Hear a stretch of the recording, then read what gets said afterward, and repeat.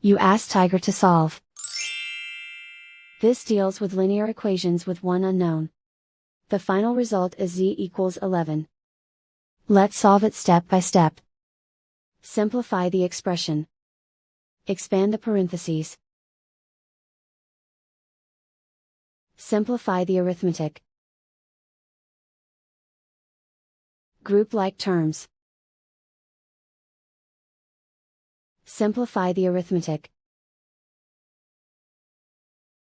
Group all constants on the right side of the equation. Add 30 to both sides.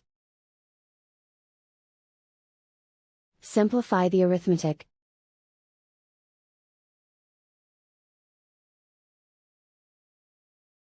Isolate the z. Divide both sides by 3. Simplify the fraction. Find the greatest common factor of the numerator and denominator.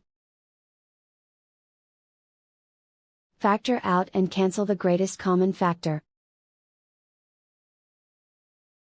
And so the final result is z equals 11.